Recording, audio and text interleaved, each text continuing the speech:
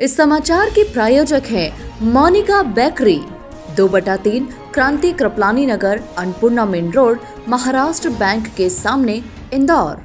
इस न्यूज के प्रायोजक हैं दास बेकर्स, स्थान Shiv Shakti villa, plot number 87, scheme number 103, दुकान नंबर 2, केशरबाग ब्रिज के पास, इंदौर।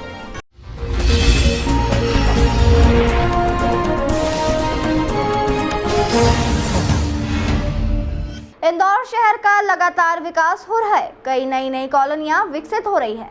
वहीं स्मार्ट सिटी के नाम पर कुछ कॉलोनी को जमींदोज किया जा रहा है। ऐसा ही एक मामला इंदौर के मध्य स्थित एमओजी लाइन का है, जहां विगत 100 वर्षों से अधिक समय से निवास कर रहे लगभग 150 परिवारों को स्मार्ट सिटी प्रोजेक्ट के नाम पर बेदखल किया जा रहा है। इसी संदर्भ में एमओजी लाइन के रहवासियों द्वारा एक पत्रकार वार्ता आयोजित कर बताया गया कि उनके पूर्वजों द्वारा आजादी के बाद भारतीय सेना में भर्ती होकर देश की रक्षा में अपना योगदान दिया गया है। स्मार्ट सिटी परियोजना के नाम पर वहां निवास कर रहे लगभग 150 परिवारों को बेघर किया जा रहा है। साथ ही सैकड़ों हरे भरे वृक्षों की कटाई की जा रही है। कॉन्फ्रेंस का मुख्य मुद्दा ये है कि ये जो एमओजी लाइन है, जिसको कि महारानी ऑन गार्ड लाइन बोला जाता था, ये होलकर कालीन आवास है। जो उस समय के सैनिक थे होलकर काल के, उनके आवास है, उनके परिवारों के आवास है। आज यहाँ पर स्मार्ट सिटी की जो प्लानिंग है, उसके हिसाब से ये आवास तोड़े जा रहे हैं और इनको यहाँ से हटाया जा रहा है। उस संदर्भ में प्रेस कॉन्फ्रेंस आयोजित की गई है। इसमें मेरा ये कहना है कि मैं भी इसी परिवार का सदस्य हूँ और लगभग इसी कैंपस में हमें मकान दे दिए जाएँ यदि, तो ज़्यादा बेटर होगा, क्योंकि यहाँ जो डेवलपमेंट हो रही है तो यहाँ कुछ ना कुछ तो ये डेवलपमेंट करेंगे, कुछ ना कुछ आवास बनाएंगे। तो ये इस जगह से यादें जुड़ी हुई हैं 5 पीढ़ी की। 5 पीढ़ी पहले यहाँ के जो परिवार थे, उन्होंने होलकर राज्य की सेवा की है और ये एक पलटन थी जो महारानी ऑन गार्ड के नाम से जानी जाती थी, उसमें सर्विंग करते थे उनके बच्चे, और ये 5वीं पीढ़ी है। उसके बाद कई लोगों ने, उनके बच्चों ने भारतीय सेना में सेवा की है और उसके बाद वो सेवानिवृत्त हुए हैं। आज भी कुछ लोग सर्विंग हैं यहाँ पर बच्चे उनके। तो मसला ये है कि अगर मध्य प्रदेश सरकार स्मार्ट सिटी के नाम पर यहाँ ये विस्थापित कर रही है, तो यहाँ 150 साल से रह रहे हैं लोग, वो बाहर जाना नहीं चाहते।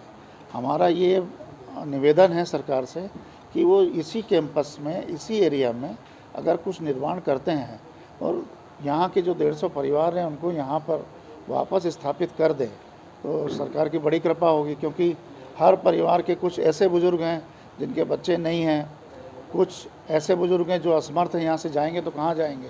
तो यहीं आवाज़ दे दिए जाएं, जिससे कि उनका पुरानी यादें भी जुड़ी रहें और एक उनका जो आवाज़ था उनको यहाँ के यहाँ मिल जाए। अभी आपके द्वारा जनप्रतिनिधि या किसी अधिकारी को कोई सूचना दी गई है? हाँ, कलेक्टर साहब से मुलाकात की गई इसके बारे में दिल्ली लिखा गया है एक सर्विसमैन सेल को इसके बारे में, और सरकारी सभी डिपार्टमेंट को लिखा जा चुका है। मेयर से मुलाकात हो गई, यहाँ के सांसद से मुलाकात हो गई है।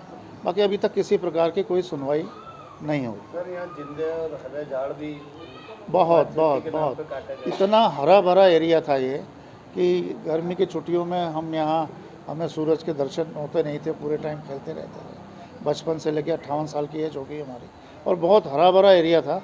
और एक पेड़ आदमी कहीं काट दे तो नगर पालिका के लोग आ जाते हैं, पुलिस थाने से जवान आ जाते हैं।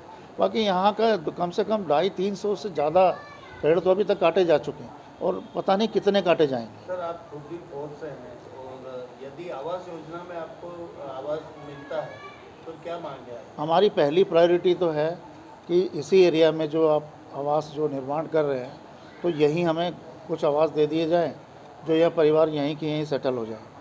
और अगर कहीं बाहर देना चाहते हैं तो बाहर के लिए भी हम राजी हैं, परंतु पहला हमारा प्रायोरिटी है कि इसी एरिया में मिले, क्योंकि इसी एरिया में हमारी यादें जुड़ी हैं 5 पीढ़ी की।